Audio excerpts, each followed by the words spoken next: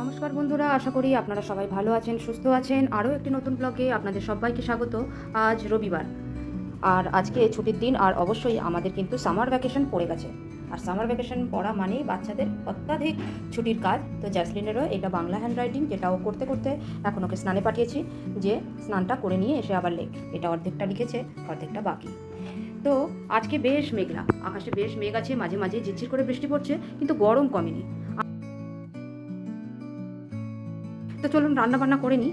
আজকে স্পেশাল কিছু রান্না সেরকম নেই, মা কিছু তরকারি পাঠাবে বললো, তাই বললো সেরকম কিছু রান্না করতে হবে না, শুধু ভাতটা করে নে। তো অফিস থেকে ফেরার পথে 50 টাকা কেজি আমি আদা পেয়েছিলাম, তাই 500 আদা নিয়ে এসেছিলাম। সেই আদাগুলো ছাড়িয়ে ভালো করে ধুয়ে জল ঝরাতে রেখে দিয়েছি। এগুলো কেটে আজকে একটু পেস্ট বানিয়ে রেখে দেবো, তাহলে অনেকটা দিন আবার চলবে। আর এখানে দেখুন, এই উচ্ছেগুলো আমার বাপের বাড়ির গাছে হয়েছে। কি মজা লাগে না নিজের হাতে নিজের গাছে সবজি তুলতে। মাথায় পাঠিয়ে দিল, বললো ভাজা খাবি না কিন্তু সেদ্ধ করে খাস, তাহলে পুষ্টিগুণটা পুরোটাই পাবি। সত্যি বাজারের এই সারের জিনিস খেয়ে খেয়ে যেন এই দেশি জিনিসের লোভ সামলানোই মুশকিল। তাই আজ বার করে নিয়েছি, এটা আজকে সেদ্ধ খাবো আলু দিয়ে। আপনারা কারা কারা খান উচ্ছে আলু দিয়ে সেদ্ধ? আমার কিন্তু ভীষণ ভালো লাগে। যদিও জ্যাসলিন শুনে বলছে খাবে না, কিন্তু আজকে আমি এটা সেদ্ধই খাবো। এদিকে ঘর বাড়ি সকাল সকাল সব গুছিয়ে নিয়েছি। ঘর বাড়িটা সকাল সকাল গুছিয়ে নিলে না যেন মনে হয় বাড়ির আর্ধেকটা কাজ হয়েই গেছে, আর রান্নাটা একটু করলেই হয়ে যায়। দেখুন, একটু আগে বিছানাটা আমি ঝেড়ে পরিষ্কার করে টান করে গেছিলাম, জ্যাজি এর উপরে পড়তে বসেছিল, কি দশা করেছে কি আর বলা যায়। ঠিক আছে, আবার করে নেব আমি। আর এই দেখুন আমার মাছগুলো, এই মাছগুলোকে দেখছেন, এই মাছগুলো কালকে এই মাছগুলোকে 4 পিস নিয়ে এসেছি। জোড়া 20 টাকা, অনেকটা সস্তা নিল। এর আগের বারে এই উইডো ফিশগুলো নিয়েছিলাম আমি 50 টাকা জোড়া, এবার এগুলো 20 টাকা মাত্র জোড়াতে নিয়ে এসেছি। এই হলুদগুলো দেখছেন, এই হলুদগুলো 3টে নিয়ে এসেছি। আর এই রেড আইস টেট্রা, এদের নাম রেড আইস টেট্রা, নিয়ে এসেছি 4 পিস। বেশ সস্তা লাগলো, তাই এগুলোকে নিয়ে আসলাম। দেখুন কাছ থেকে মাছগুলো অতটা দেখা যাচ্ছে না। আর আমার এই পাম্পটা নষ্ট হয়ে গেছিলো, তো এই পাম্পটাও নতুন চেঞ্জ করে দিলাম। পাম্প ছাড়া মাছগুলো অনেক দিন কষ্ট করেছে, 2টো মাছ মরেও গেছে, কিন্তু এরা পাম্প ছাড়াও অনেক দিন থাকতে পারে।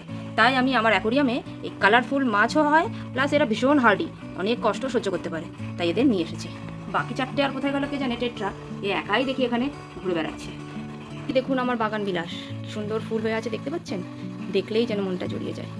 চলুন আপনাদের আরও কিছু জিনিস দেখাই। আজ রবিবার সকাল সকাল চার্চে গেছিলাম, তো চার্চ থেকে ফেরার পথে দেখুন সকালবেলা দেখি এত সুন্দর সুন্দর ফুলের কালেকশান, আর থাকা যায়? এমনিতেই ফুল কিনলে আমার মন একটু ভালো হয়ে যায়, আমার মন খারাপ থাকলে আমি একটু গাছ কিনি।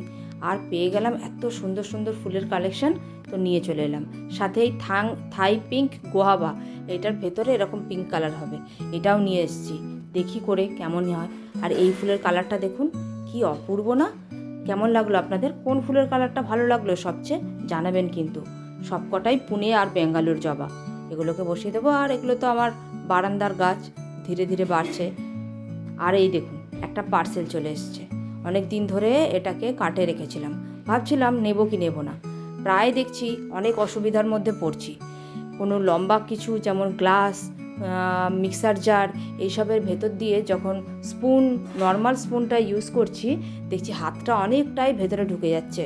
তাই জন্য নিয়ে নিলাম এই লম্বা হ্যান্ডেলওয়ালা এই স্পুনগুলো। ভীষণই কাজের হয়েছে জানেন তো। এটা দিয়ে আজকেই 2-1টা ইউজ করেও আপনাদের দেখিয়ে দেবো, আপনারাও চাইলে নিয়ে নিতে পারেন। 6টার দাম 100 টাকার মতো নিল। তাই জন্য এই দেখুন কতটা লম্বা দেখতে পেয়েছেন, গ্লাসের ভেতরে হাতটা আপনার ডুবে যাবে না। আর অনায়াসে আপনি মিক্সার জারের ভেতর দিয়ে ওই মশলাগুলো টেনে বার করতে পারবেন। এছাড়াও কিছু ঘাঁটাঘাঁটি করতেও বেশ কাজে লাগবে, আমার তো বেশ ভালো লেগেছে। এই দেখুন, জ্যাসলিনকে এমনি বার করতে বললে হারগিস ও স্পুন দিয়ে বার করবে না, হাতে লেগে যাবার ভয়। কিন্তু যেহেতু এটা বেশ লম্বা, কি সুন্দরভাবে বার করছে দেখুন, তাই জন্য এটা আমার বেশ কাজের লাগলো বলে আপনাদের সাথেও শেয়ার করলাম।